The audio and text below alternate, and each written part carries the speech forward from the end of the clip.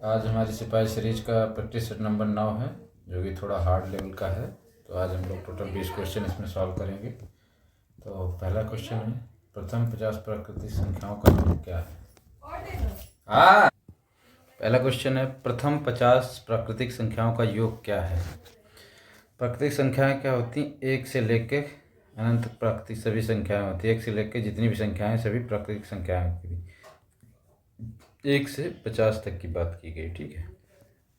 तो कैसे? जैसे 1 2 3 4 5 50 तक ये संख्याएं होंगी, ठीक है। तो इनका फॉर्मूला होता है, एक तो समांतर श्रेणी वाला होता है, एस टोटल संख्या बटे 2, प्रथम पद ए प्लस एन माने जितनी भी नंबर n बाई 2, ये n मतलब टोटल नंबर, कितना नंबर, यहाँ से एक से 50 कर दिया तो मतलब 50 नंबर है, n माइनस 1। डी क्या होता है? इनके बीच डिफरेंस कितना? 1, ये होता है। एक दूसरा फॉर्मूला होता है कि कोई डिफरेंस नहीं है तो टोटल संख्या बटे 2, ए प्रथम पद और एल लास्ट पद। तो इससे इसको योग, ये सबसे इजी फॉर्मूला है। टोटल कितनी नंबर है हमको? 50 बटे 2, ए पहला नंबर, आखिरी 50, 51, ए 1 प्लस 50, टोटल कितना हो गया? 51। इसको 2 से काट देंगे, 25 हो जाएगा, 25 गुणे 51, ठीक है। तो इसमें जैसे अब यहाँ से 25 लास्ट में 5 आएगा तो ये और ये ऑप्शन हो सकता है, ये नहीं होगा, ठीक है। 25 1 25, 25 25 125, अब 2 27, 127, 1275। इसका अब सी ऑप्शन सही हो जाएगा, ठीक है। नेक्स्ट क्वेश्चन है, एक चुनाव में 2 उम्मीदवारों ने भाग लिया, 10% लोगों ने वोट नहीं दिया और 10% वोट अवैध घोषित कर दिए गए। जीतने वाले को वैध मतों का 60% मिला और वह 7290 मतों से जीत गया। कुल मतों की संख्या क्या थी? तो इस टाइप के क्वेश्चन में पहली चीज मान लिया कि टोटल मत कितने थे? 100x। कह रहा 10% लोगों ने वोट नहीं दिया, तो कितनों ने दिया? 10% ने वोट नहीं दिया, ठीक है। 10% ने नहीं दिया तो कितने? इसका 10% 10 हुआ, तो 90x लोगों ने वोट दिया। और उसमें से कह रहा 10% वोट अवैध घोषित हो गए। इसमें से वैध 10% लोग इनवैलिड हो गए, जो कि सही से नहीं पढ़ पाए, तो 10% वोट इनवैलिड। तो 10% इसका कितना हो गया? 9 हो गया। तो कितना बचा? 81x। इतने टोटल वोट पड़े हैं, ठीक है। 81x वोट जो कि वैध हैं, पड़े हैं, जिन पे हमने इलेक्शन करवाया है, जिन पे 81x वोट ऐसे हैं जिनमें हार जीत तय होगी, ठीक है। तो कह रहे जीतने वाले को वैध मतों का 60% मिला। मान लो 100% वोट थे, उसमें से 60 मिले जीतने, हारने वाले को तो कितना मिलेगा? 100 में 40, तो कितने मतों से जीत गया पहला वाला? 20 मिनट से, मतलब 20% से। 60% जीतने वाले को मिला, हारने वाले कितना बचेगा? 40%। तो जीता कितने से? 20%। और वह इतने मतों से जीत गया, कितने? 7290, 7290 मतों से जीत गया। तो 20% की वैल्यू ही है 7290, ठीक है। तो इसका क्या करेंगे? ये वैध मत है और इतने परसेंट उसको जीतने वाले को मिला, हारने वाले को मिला 40%, जीत कितने से गया? 20% से। तो ये 81 का 20% बटे 100 बराबर 7290, ये कहना चाह रहा है। सबसे पहली चीज़ इसमें ये चीज़ ध्यान रखना, जैसे ही इस टाइप का क्वेश्चन आया, सबसे पहले मान लिया 100x उसका वो है, 10% बोला कि दिया ही नहीं, तो 90x, 90 लोगों ने दिया, 90 वोट पड़े, उनमें से भी 10% वैलिड हो गए, जो कि सही से नहीं पढ़ पाए, जिनको इनवैलिड घोषित कर दिया गया। तो कितना? 81x बचा। अब वैध मतों, जितने वैध मत पड़े, उनका 60% मिला। जो जीता बंदा, उसको ये मान लिया 100 वोट थे, 60% जब भी आएगा, अभी 100% लेंगे, तो 100% वोट था, उसमें से 60% जीतने वाले को मिलेगा, तो हारने वाले को कितना मिलेगा? 40%। तो जीतने वाले को हारने वाले से कितना परसेंट ज़्यादा मिला? 20%। वही ये मतों की संख्या है, 20% ही वोट ये है। तो कितने का 20% होगा? जो वैलिड वोट पड़े उतने का, ना कि टोटल का। तो 81 का 20% इतना हो गया, ठीक है। ये 0 से 0 कट गया, 2 से 5 कट गया, और इसको 9 से काट सकते हैं, 9 9 81, 9 8 9 1, फिर एक 9 से 9 9, तो x की वैल्यू आ गई 90 गुणे 5, 5 9 45, ये x की वैल्यू आ गई। पूछ रहा है कुल मतों की संख्या। कुल मतों की संख्या हमने शुरू में कितनी ली थी, कितना माना था, 100x, तो 100 कुल मत होगा 100 इंटू 450, तो 45,000 वोट इसके कुल आ गए। बी ऑप्शन इसका। समझ गए इसको। एक बार आप देखेंगे, मान लिया 100, ये अच्छा क्वेश्चन है, ये SSC CGL या CPO वगैरह में आता है ज़्यादातर, या कोई यूपी के शायद ही कोई नॉर्मल एग्ज़ाम में यूपी पुलिस और GD वगैरह में पूछा जाता है, लेकिन फिर भी आपको जान लेना चाहिए कैसे होता है, कभी कभी आ भी जाता है। तो कह रहा 100, यहाँ पे मतलब 100x वोट थे, उसका 10% इनवैलिड हो गए, वो क्या कहते हैं, वोट लोगों ने दिया नहीं, तो 90 हो गए, 10% घटा दिया इसमें, फिर 90 में से 10% इनवैलिड हो गए, तो फिर 10% इसका घटा दिया, 81 वैलिड वोटों का निकालेंगे हम। जीतने वाले को मिला 60%, हारने वाले को 40%, तो जीतने वाला कितने परसेंट ज़्यादा पाए, 20%, तो 81x का 20% ही 7,290 दिया हुआ है। ठीक, इसको इसके कल रख देंगे, इस वैल्यू को सॉल्व कर ले, x का मान निकाल लेंगे। अब टोटल मत पूछा तो 100x माना, तो 100 गुणे x की वैल्यू रख के टोटल वोट निकाल लेंगे। ठीक है, आई होप आप लोगों को समझ आ गया होगा। नेक्स्ट क्वेश्चन है, एक राशि साधारण ब्याज पर 10 वर्षों में 2 गुनी हो जाती है, ब्याज की उसी दर पर यह कितने वर्षों में 3 गुनी हो जाएगी। अब यहाँ पे क्या करना, सिंपल सा, मान लो कोई राशि 100 रुपये है।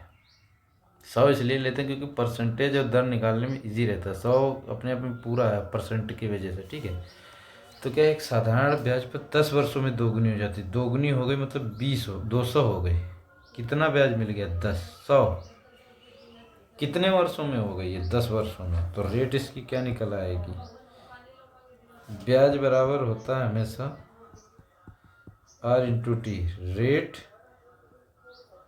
दर गुणे समय। ठीक है, तो यहाँ पे ब्याज कितना, 100 था रुपये तुम्हारे पास, और 10 साल में 2 गुना हो गया, मतलब 100 ब्याज मिल गया 10 साल में, तो 100 इसका ये है, और RT बराबर होता है ये, ब्याज बराबर होता है RT। तो यहाँ से पूछा क्या, रेट क्या आ जाएगा, यहाँ से टाइम दिया है, तो 100/10 बराबर 10%, रेट हमेशा परसेंट में रहती है। ठीक, 10% इसका आ गया। अब कह रहा है ब्याज की उसी दर से वह कितने वर्षों में 3 गुना हो जाएगी। अब मान लो 100 थी, कितने वर्षों में पूछ रहा है, ब्याज की उसी दर से, कौन सी दर, जो हमने ये दर निकाली है ये वाली। ठीक, इसी दर से वह कितने वर्षों में 3 गुनी हो जाएगी, मतलब 100 की 300 हो जाएगी।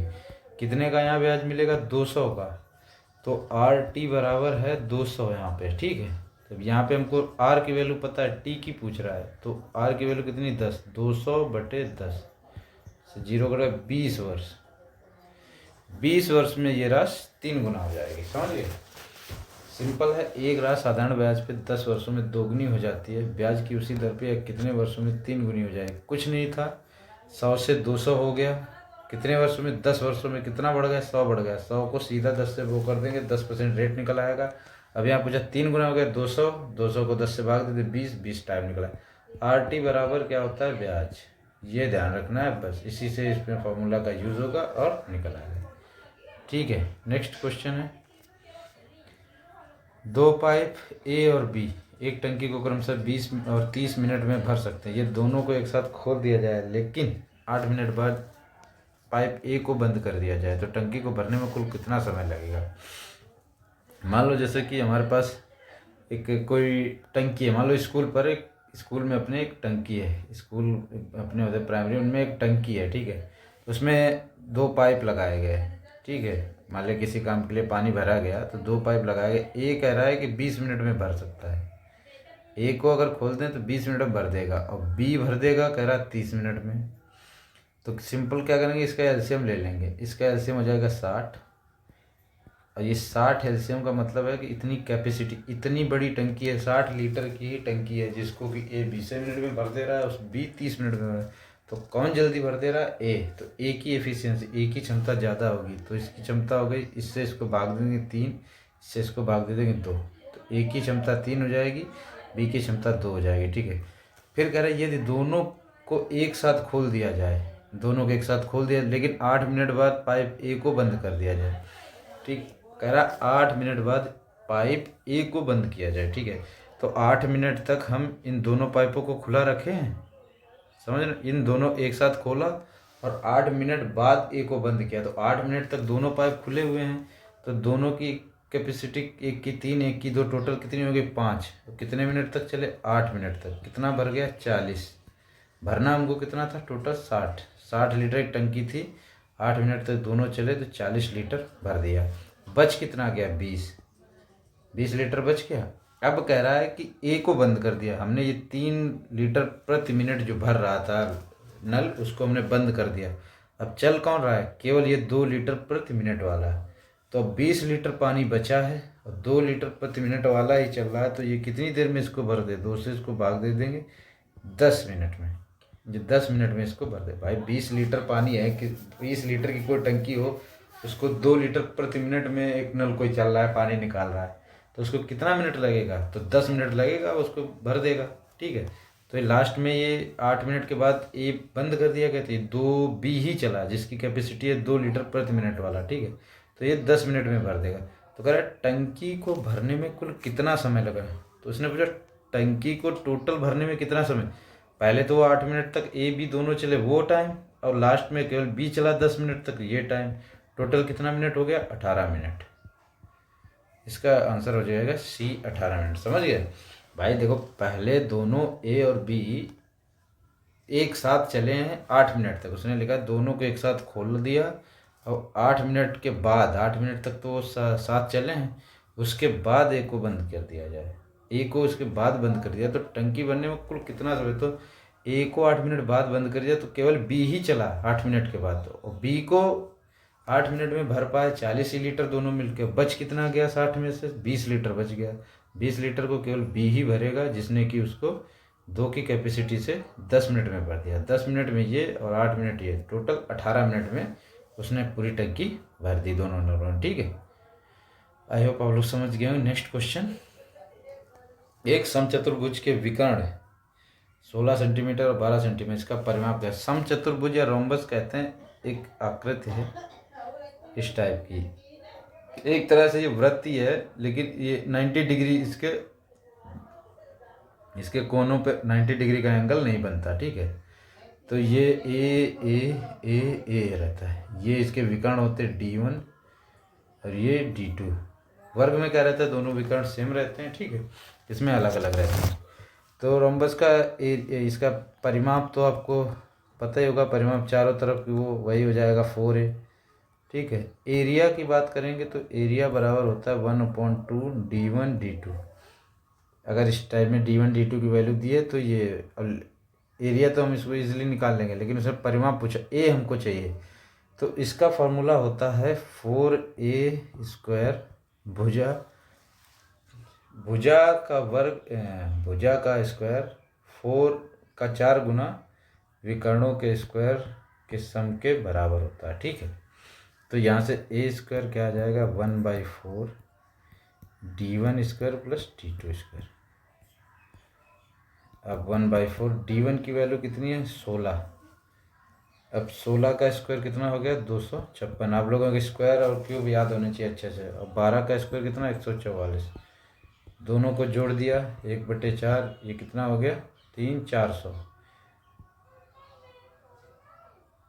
400 हो गया। ठीक है, अब इसको 4 से भाग दीजिए, ये कितना बच गया? 100।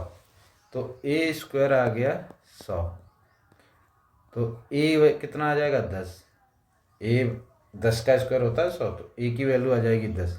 तो हमसे क्या पूछा? परिमाप। परिमाप बराबर इसका क्या है?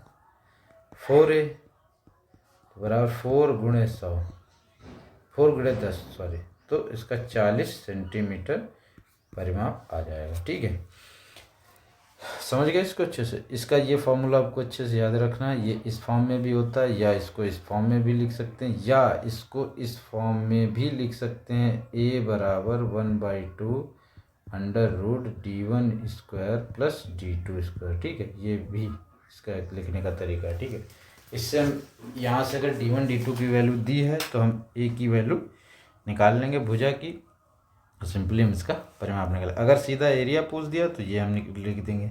अगर यहाँ पे कोई एंगल दे देता है उसके लिए अलग फार्मूला होता है। ठीक है, फिलहाल आपको इतना याद रखना है इसका कैसे कैसे ये करना है। ठीक है, नेक्स्ट क्वेश्चन है।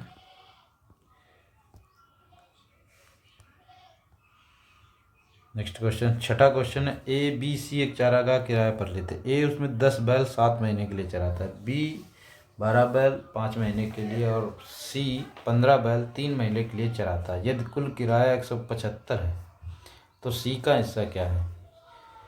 ए बी सी तीन मान लो लोग हैं। ए कह रहा है 10 बैल हैं उसके पास और वो 7 महीने तक चराता है। ठीक है, 7 महीने तक 10 बैल चराएगा तो टोटल कितना हो जाएगा, 70 हो जाएगा।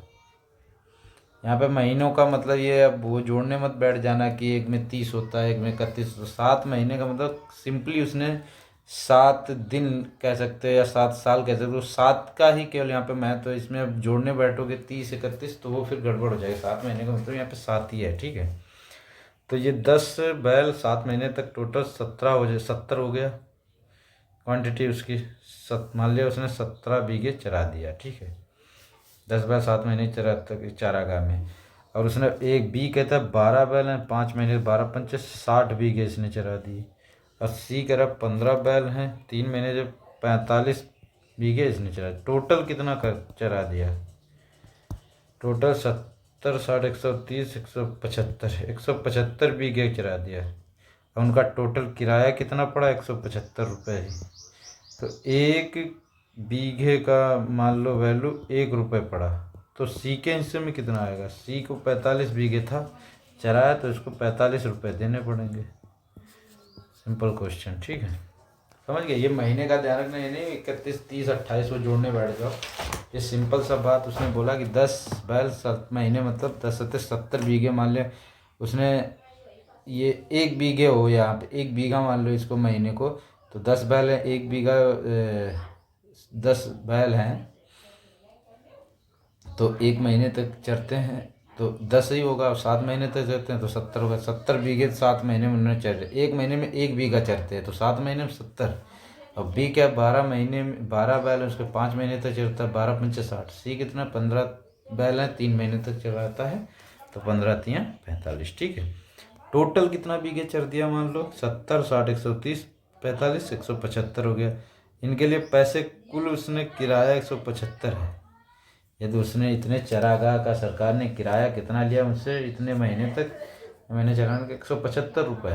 तो टोटल तो कह रहा है कि सी का हिस्सा क्या है। तो 175 बीघे चराया 175 रुपये लिए तो 1 बीघे का कितना आएगा 1 रुपये। तो सी का हिस्सा कितना है 45 रुपये। नेक्स्ट क्वेश्चन है, वह छोटी से छोटी संख्या जिसे 8 12 18 और 24 से विभाजित करने पर क्रमशः 6 10 16 और 22 शेष बचते हैं। कह रहा छोटी से छोटी संख्या उसको क्या कहें 8 12 18 24 से भाग देंगे तो शेष कितना बचेगा। ये क्या है भाग देंगे। ठीक, इनसे और बचेगा 6 10 16 22 शेष। तो इस टाइप के क्वेश्चन जब भी आए तो यहाँ पे इसका डिफरेंस ले लेते हैं। इसका डिफरेंस 2 इसका डिफरेंस 2 इसका भी 2 इसका भी 2 डिफरेंस सेम है। जो डिफरेंस सेम है तो क्या करेंगे जितना भी इनका एलसीएम ले लेंगे, इनका हम एलसीएम निकाल लेंगे। छोटी से छोटी संख्या है मतलब इसका एलसीएम लेंगे। 24 को सीधे लिखेंगे 8 3 24 तो 8 आगे 8 को नहीं लेंगे। आप लोगों को पिछली क्लास में बताया निकालना इसका कैसे निकालते हैं। ठीक है, फिर क्या 12 आ गया। 12 में 4 और 3 शामिल, 4 इसमें आ गया 4 गुणे 2 4 3 12 आ गया। फिर 18 में 9 दूनी 18 होता है, 3 एक ही बार आया तो 3 एक बार और ले लेंगे। ठीक है, 8 3 24 3 72 इसका एलसीएम आ गया। अब कह रहा है कि दो, ये क्या कह रहा है, इतना ये दो क्या हम सब में सेम मिला, इसको हम इसमें से माइनस कर देंगे। जो सेम शेषफल, जो सेम जो डिफरेंस बच रहा, डिफरेंस को हम जो संख्या आती है उसमें से माइनस कर देंगे। ठीक है बात है। तो 70 वह छोटी से छोटी संख्या जिसको हम इससे विभाजित करेंगे, इतना आप इसको विभाजित करके देख लीजिए। ठीक है, 8 से इसको करोगे,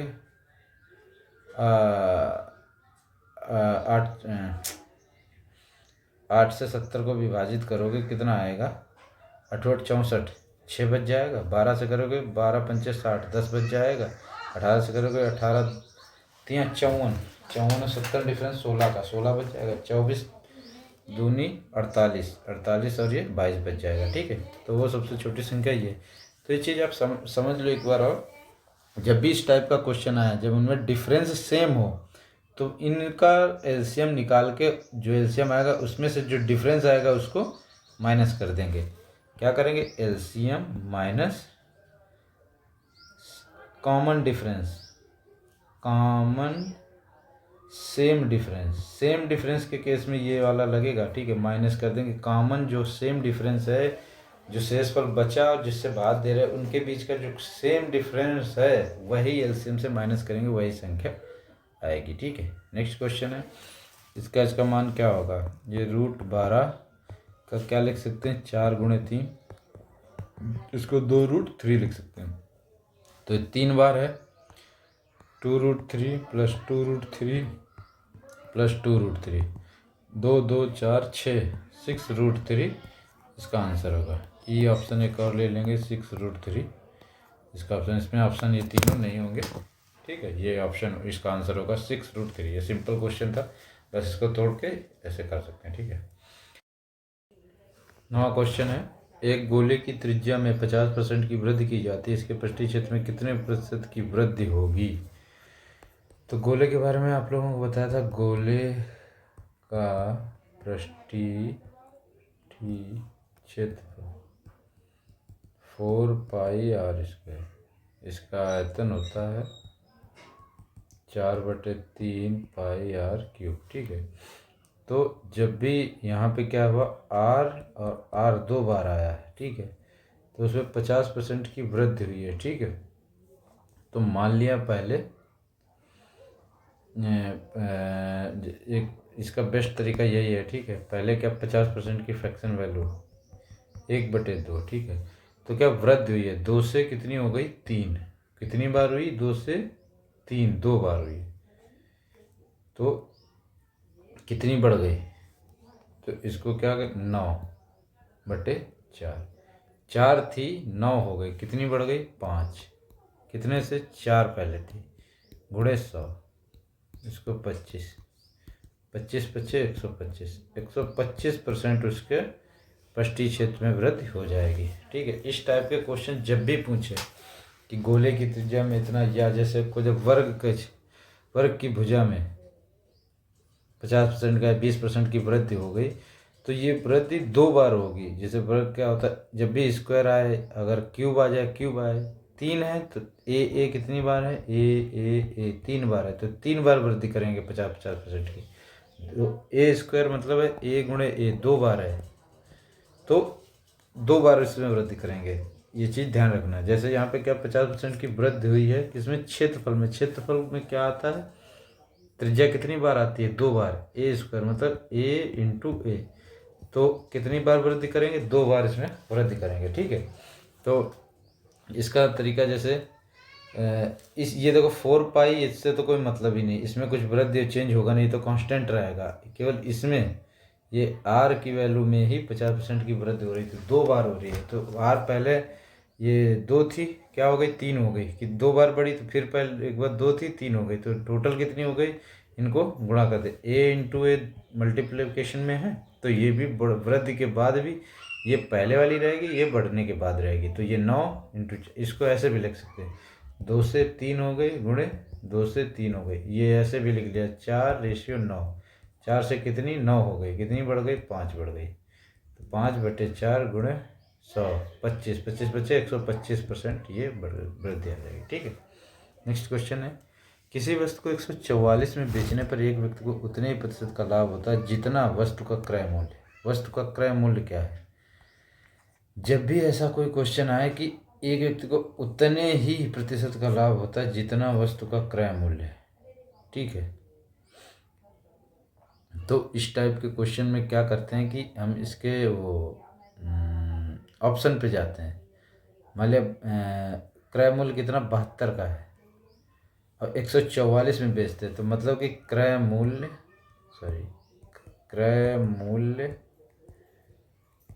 प्लस लाभ बराबर हो गया विक्रय मूल्य। विक्रय मूल्य, ठीक है, क्रय मूल्य प्लस लाभ बराबर विक्रय मूल्य होता है, ठीक है। तो क्रय मूल्य अगर 72 लेंगे तो इसका 72% 144 नहीं पॉइंट में आएगा, तो ये नहीं होगा, पहला ऑप्शन गलत। 80 लेंगे, 80 का 80% 64, ठीक है, 80 इसका क्रय मूल्य है और इस पे 80% का ही लाभ हो जाए तो कितना इसका 68 64 हो गया, तो कितना हो गया 144। ये दोनों आ गए तो ये बी ऑप्शन इसका सही हो जाएगा, बाकी सी डी भी गलत हो जाएंगे। इस टाइप से इस ऑप्शन से भी इसको ऑप्शन ही इसका बेस्ट तरीका है करने का, जो कि मैंने आप लोगों को बता दिया, ठीक है। जब भी ऐसा पूछे कि उतने ही प्रतिशत का लाभ होता है जितना वस्तु का क्रय मूल्य हो, तो क्रय मूल्य यहाँ पे दिया है, क्रय मूल्य जितने का उतने प्रतिशत लाभ होता है। जब 72 करोगे तो यहाँ पॉइंट में आ जाएगा, लेकिन दिया 144 एक पूर्ण संख्या दिया है, पॉइंट में नहीं दिया है, तो 72 तो 80 लेंगे हम। जब 80 और प्लस 80 का 80% कितना हो गया, एक जीरो के बाद 0.8 गुणे 8 64, तो 64 इसमें जोड़ देंगे तो 144, तो बी ऑप्शन इसका सही हो जाएगा। नेक्स्ट क्वेश्चन है 2 की पावर 31 को 5 से विभाजित करने पर शेषफल क्या होगा। 2 की पावर 31 इसको अगर आप 5 से विभाजित करेंगे, अगर ऐसे करने 2 × 2 × 2 करने बैठेंगे तो बहुत टाइम लगेगा। तो मैं क्या तरीका अपनाता था अपने टाइम में, सिंपल सा इसको 4 से डिवाइड कर लेंगे, जो भी इसके ऊपर वैल्यू है उसको 4 से डिवाइड कर लेंगे। 4 सत्ते जितना भी शेष बचा उतना लिख लेंगे। कितना शेष बच गया 3, 4 सत्ते 28 हो गया, 7 बार पूरा पूरा 3 शेष बच गया, ठीक है। तो इसको क्या लिख लेंगे 2 की पावर 3 × 5, और 2 की पावर 3 कितना 2 × 2 × 2/5 बराबर 8/5। अब इसको 5 से 8 को 5 से डिवाइड करेंगे तो कितना शेषफल आएगा, 3 शेषफल बच जाएगा, 3 ही शेषफल इसका उत्तर होगा। अब एक क्वेश्चन आता है कि जैसे कि यहाँ पे शेषफल मान लो यहाँ 3, अगर शेषफल यहाँ पे 31 की जगह यहाँ पे 32 होता है, जैसे 2 की पावर 32 दिया होता है, तब हम इस पावर को अगर 4 से डिवाइड करते तो पूरा 0 शेषफल आता है। तो इस कंडीशन में क्या करते, इस कंडीशन में हम इसको 4 ले लेते हैं कि किसी कितना भी 32 हो 28 हो 36 हो 40, 4 का मल्टीपल कोई भी हो, उस कंडीशन में हम 2 की पावर 4 ले लेंगे। तो ये 2 × 4 = 8, 2 × 16 हो जाता, 5 से डिवाइड करते तो एक इसका शेषफल आ जाता, ठीक है। समझ गए हो लोग। यहाँ पे 3 बजे 2 बच सकता है, 4 अगर बच पूरा अगर भाग चला जाए तो उसके ऊपर पावर 4 ले लेंगे, ठीक है। नेक्स्ट क्वेश्चन है एक बेलन और एक शंकु की त्रिज्या और ऊंचाई समान है, उनके आयतनों का अनुपात क्या होगा। बेलन का आयतन क्या होता है, बेलन का आयतन बराबर होता है πr²h। फिर शंकु का आयतन बराबर होता है 1/3 πr²h। बेलन ऐसे होता है, ये वाला इसको बेलन कहते हैं, शंकु ये होता है, ठीक है। अब कह रहा है कि इनकी शंकु और बेलन और एक शंकु की त्रिज्या और ऊंचाई समान है, आर समान है, एच समान है, तो आयतनों का अनुपात तो πr² अनुपात 1/3 πr²h क्या होगा, पाई से पाई कट गया, r² से r², h से h कट गया, यहाँ पे 1, तो 3:1 ये इनका रेशियो आ जाएगा। ऐसे देख लो, ये आयतन है किसका, बेलन का आयतन, उसका 1/3 शंकु का आयतन है, तो 1/3 शंकु का आयतन है, तो बेलन का आयतन शंकु के आयतन का कितना 3 गुना हो गया। तो यहाँ से सीधे सीधे आप इसको याद ही रख सकते हैं, बेलन का आयतन हमेशा शंकु के आयतन का 3 गुना होता है, जबकि उनकी त्रिज्या और ऊंचाई समान हो। एक ही ऊंचाई के ऐसे क्वेश्चन हो, एक ही ऊंचाई, समान ऊंचाई के और समान त्रिज्या के बेलन और शंकु का अनुपात क्या होता है, तो 3:1 होता है। ये आपको ध्यान रखना है और ऐसे निकाल भी सकते हैं। नेक्स्ट क्वेश्चन, 100 और 200 के बीच सभी संख्याओं का औसत क्या है जो 13 से विभाज्य है। एक तो तरीका इसको ऐसे लिख सकते हैं, 100 के बाद सबसे पहले 13 से विभाज्य आती है 104, फिर इसका अगला आता है 117, इसके बाद 130, 143, 156, 169, 182, 195। ये टोटल 8 संख्याएं आएंगी। एक तो तरीका, इनको सबको जोड़ लो, सम कर लो, बटे डिवाइड कर देंगे कितने से, कितनी है संख्या, 3, 3, 6, 2, 8।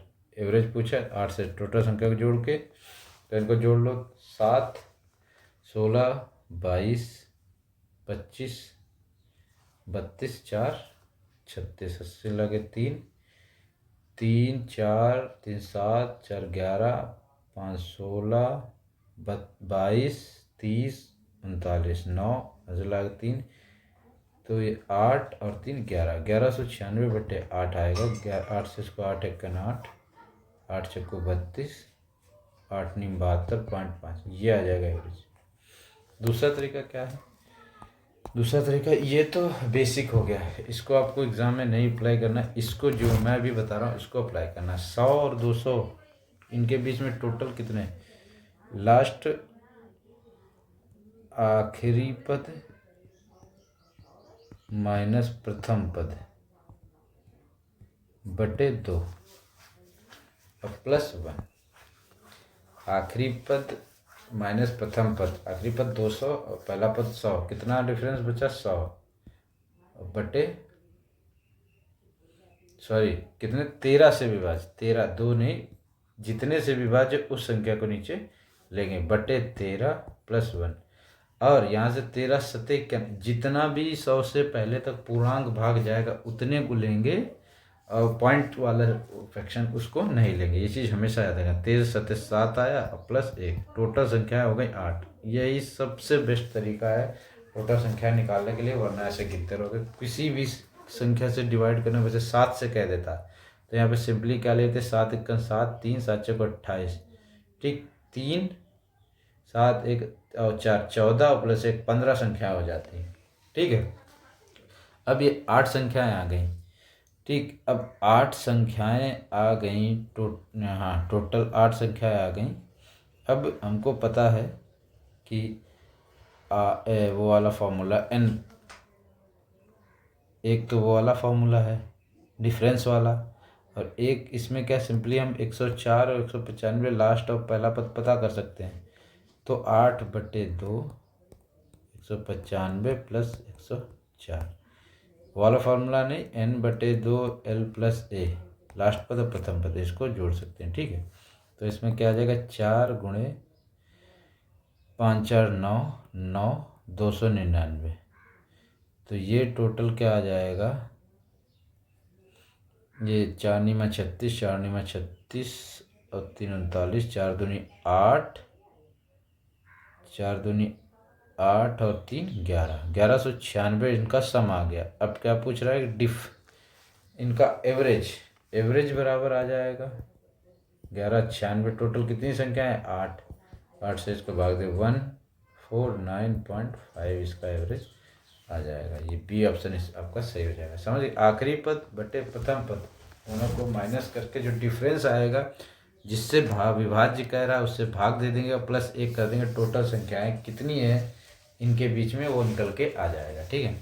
उसके बाद हम क्या करेंगे, अगर पहला पद लास्ट पद निकाल पाते तो सबसे बढ़िया ये फार्मूला लगा देंगे, सिंपली आ जाएगा। अगर नहीं निकाल पाते हैं तो उसके लिए ये वाला है n बटे 2, प्रथम पद तो निकाल लोगे, 13 से विभाज्य a प्लस n तो आपको पता ही है -1, d 13 13 का डिफरेंस 13 से डिविजिबल होता है, d 13 आ जाएगा।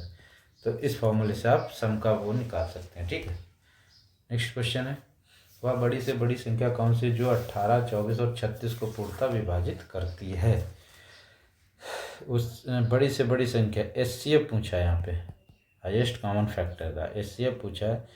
तो इनमें क्या करना है, पहले तो एक तरीका है 18, 18 कितने का 3 गुणे 3 गुणे 2 24, 2 गुणे 2 गुणे 2 गुणे 3 फिर 36, 2 गुणे 2 गुणे 3 गुणे 3, इस तरह से निकालना। इनमें कॉमन क्या है, इसमें भी 3 है, इसमें भी 3, इसमें भी 2, इसमें भी 2, इसमें भी 3, इसमें भी देखो 3, इसमें भी एक बार है, 2 बार, इसमें एक बार और इसमें भी 2 बार। तो जो मिनिमम हो, जैसे इसमें एक ही बार है, इसमें भी एक ही बार है, तो हम इसको एक ही बार लेंगे।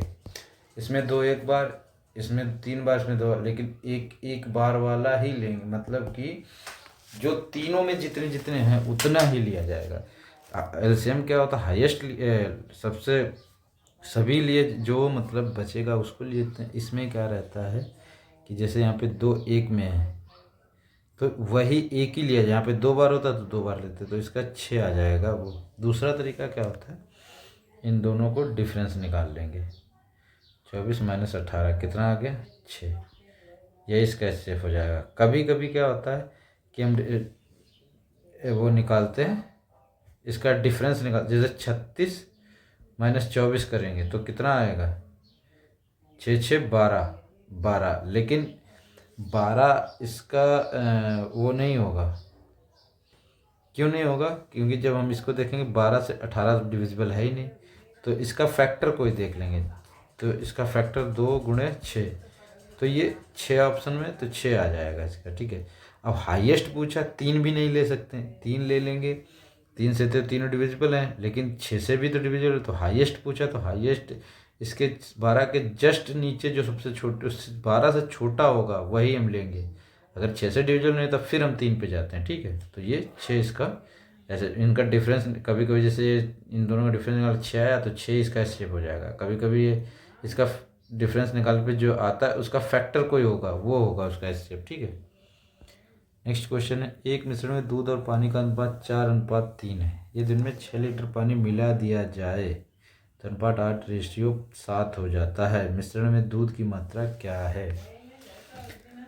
ठीक है, दूध और पानी कितने में है 4:3। ठीक है, कह रहा है इसमें 6 लीटर पानी मिला दिया जाए तो अनुपात 8:7 हो जाता है। 8:7 हो जाता है कब, जब 6 लीटर पानी मिला दिया जाता है। तो दूध तो सेम रहना चाहिए। हमने किसी भी मान लो बाल्टी में दूध और पानी, मान लो 5 लीटर दूध हुआ, 2 लीटर पानी मिला दिया, फिर कह रहा 6 लीटर पानी, इसमें 6 लीटर पानी और मिलाई दो। मतलब कि यदि इसमें 6 लीटर पानी मिला दिया जाता है, दूध पानी पहले था, 6 लीटर और पानी डाल दिया गया तो अनुपात 8 और 7 हो जाता है। मतलब कि हमने दूध तो 2 ही लीटर मान लो रखा, उसमें पानी और बढ़ा दिया, तो यहाँ पे 4 दूध था, यहाँ पे 8 हो गया।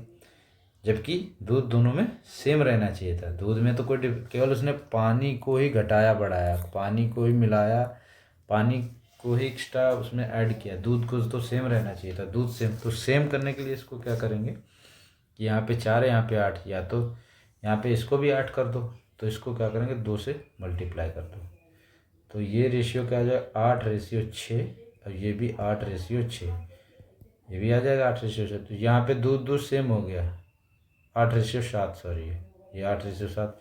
यहाँ पे दूध अब सेम हो गया। अब ये एक क्या है, ये पानी का डिफरेंस आ गया, 6 से पानी 7 हो गया। कितना मिलाया था 6 लीटर, 6 लीटर, 1 यूनिट की वैल्यू 6 लीटर हो गया। ठीक है, तो मिश्रण में दूध की मात्रा क्या है, दूध की मात्रा मिश्रण में कितनी हमने निकाली थी 8, तो 1 यूनिट की वैल्यू, 1 यूनिट बराबर है 6 लीटर की, तो 8 यूनिट कितने की हो जाएगी 6 गुणे 8 बराबर 48 लीटर। बी ऑप्शन इसका सही है। समझ गए, दूध पानी का रेशियो पहले कितना था 4:3, बाद में कितना था 8:7। ठीक है, तो उसने कहा कि यदि उसने पानी को ही मिलाया, दूध के साथ कोई छेड़छाड़ नहीं है, दूध जितना पहले था उतना ही बाद में रहेगा, क्योंकि दूध ना मिलाया गया ना निकाला गया, पानी को 6 लीटर ऐड किया गया। तो ये जब 4 यहाँ था तो यहाँ 8 कैसे हो गया? तो दोनों को हम सेम कर लेंगे, ये चीज़ हमेशा याद रखें। जैसे यहाँ पे कहते हैं दूध को जोड़ता है, उसमें कम ज़्यादा करता है, तो हम पानी को सेम कर लेते। यहाँ पे जैसे पानी 3 था, यहाँ पे 7 था, तो इसको क्या 21 बना लेते, 7 से इसको मल्टीप्लाई 21 कर देते, इसको 3 से 21। अब ये जो आता है ये डिफरेंस दूध का निकाल लेते। इसी तरह से यहाँ पे जैसे दूध को हमने सेम कर दिया, 6 से 7 हो गया, 1 आ गया। 1 की वैल्यू कितने लीटर? 6 लीटर पानी मिलाया है, 1 यूनिट की वैल्यू 6 लीटर है। तो कह रहा है कि मिश्रण में दूध की मात्रा कितनी है? दूध कितना है? 8 है मिश्रण में, तो 1 यूनिट बराबर 6, तो 8 यूनिट बराबर 48 लीटर। नेक्स्ट क्वेश्चन, प्रथम 10 विषम संख्याओं का योग क्या होगा? विषम कौन है? 1 3 5 7 10 संख्याएं हैं, तो आप इसका वो वाला फॉर्मूला लगा सकते हैं, 10/2, प्रथम 1 और लास्ट पद क्या हो जाएगा? 10 3 21 आ जाएगा। 1 3 5 7 9 11 13 15 17 19 आ जाएगा, सॉरी ये 19 आ जाएगा। जैसे 5 20 पंचे 100 इसका आंसर आ जाएगा। ठीक है, इजी क्वेश्चन था। नेक्स्ट क्वेश्चन है, किसी त्रिभुज की भुजाएं 13 सेंटीमीटर 14 सेंटीमीटर 15 सेंटीमीटर, इसका क्षेत्रफल क्या होगा? ये एक विषमबाहु त्रिभुज है जिसकी तीनों भुजाएं अलग अलग हैं, 13 14 15। इसका किसी भी ट्रायंगल का फॉर्मूला, जैसे समबाहु विषमबाहु और ये सब त्रिभुज होते हैं कई टाइप के, समकोण त्रिभुज, ठीक, उनका सब एक कॉमन फैक्टर होता है त्रिभुज एरिया का अंडर रूट के अंदर s minus A, s minus B, s minus C. s क्या होता है? s होता है a plus B plus C divide by 2। ठीक है, ए बी सी क्या है? a ये है, b ये है, c ये है। तो s की वैल्यू हम निकाल लेंगे यहाँ से, 13 प्लस 14 प्लस 15 डिवाइड बाई 2। 13 14 27 32 42, 42/2 बराबर 21 वैल्यू आ गई। ठीक है, अब क्या हो गया?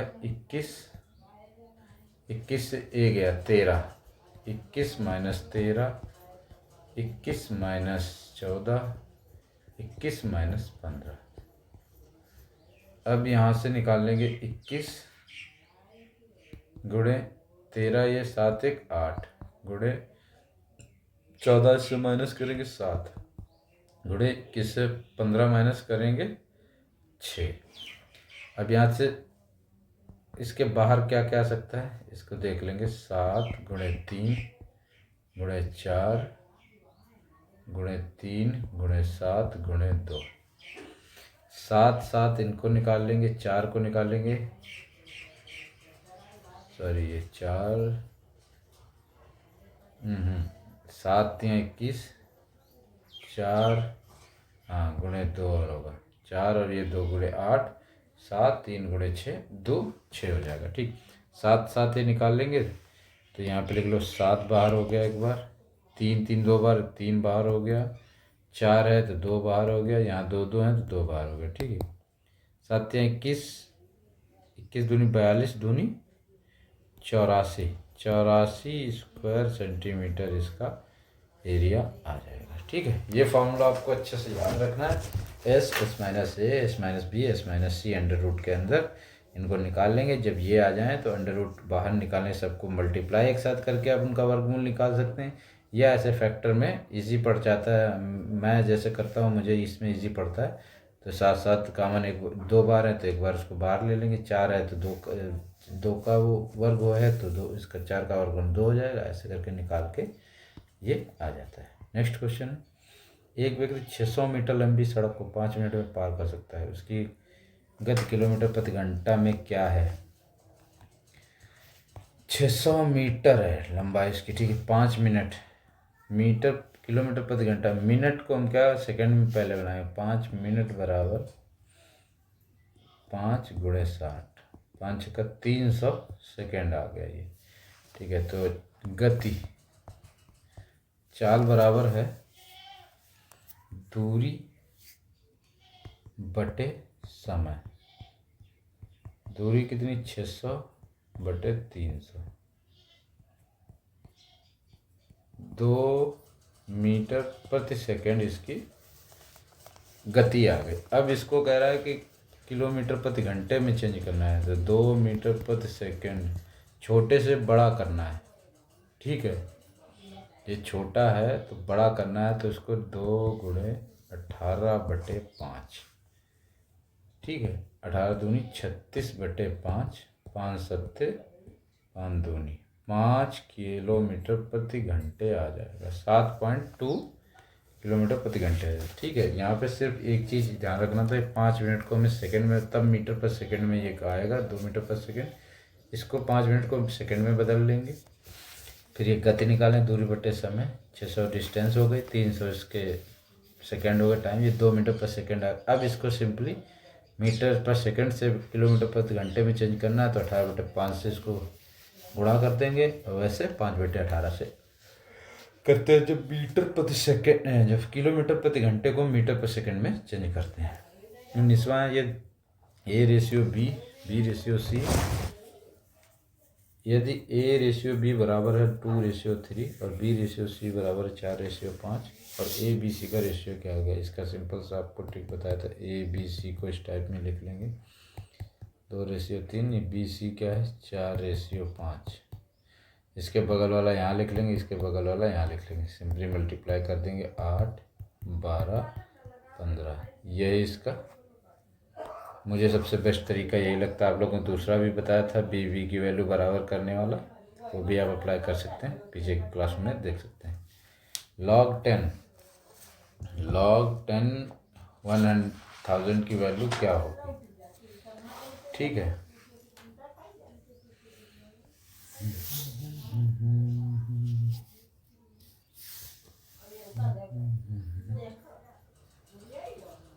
इसको क्या कर सकते हैं, ये लिखने का कुछ इसमें तरीका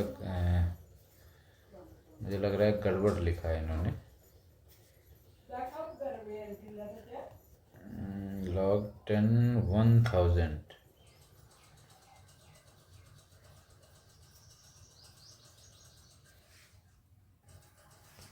इस टाइप के क्वेश्चन करने का ये होता है तरीका। log, इसको क्या कर सकते हैं, 10 इंटू 1000 को क्या इसको इस तरह से लिखते हैं। फिर log 10 को क्या लिख सकते हैं, 10 की पावर 3 लिख सकते हैं, 10 को 10। ठीक है, अब ये क्या एक फॉर्मूला होता है, ये आपको याद रखना है। कैलकुलस में इसको पढ़ते हैं, लॉग वाले उसमें पढ़ते हैं, log b ब्रैकेट में a इंटू n बराबर होता है, ये जैसे इसको करते हैं तो n log b into a। ठीक है, तो यहाँ पे क्या, ये 3 है तो इसको 3 log 10 ब्रैकेट में 10। और जब भी ये log वाला ये होता है इसका, ये क्या कहते हैं, जब सेम वो रहता है, ये जैसे log b ब्रैकेट में b, तो इसकी वैल्यू हमेशा 1 होती है। ये चीज़ आपको याद रखनी है, ये और ये दोनों फॉर्मूले आपको याद रखने इस क्वेश्चन के लिए। तो यहाँ पे log 10 इंटू 10 ये आ गया, तो इसको 3 इंटू 1, सिंपली इसका आंसर आ जाएगा 3। तो सी ऑप्शन इसका सही हो जाएगा। आई होप आप लोगों को सभी क्वेश्चन समझ आएंगे। आज क्वेश्चनों का लेवल थोड़ा हार्ड था, तो इसलिए आज ज़्यादा टाइम लगा, और मैंने कोशिश की है कि पिछले 1-2 क्लासों से मुझे ऐसा फील हो रहा था कि मैं थोड़ा फास्ट पढ़ा रहा हूँ, तो मैंने कोशिश की है कि थोड़ा स्लो और अच्छे से समझाने की कोशिश की है, तो इसलिए थोड़ा लंबी क्लास हो सकती है। तो आप लोगों को अच्छे से देखना है और समझना है। ठीक है, तो चलो आज का सेशन यहीं पे समाप्त करते हैं। जय हिंद, थैंक यू सभी को।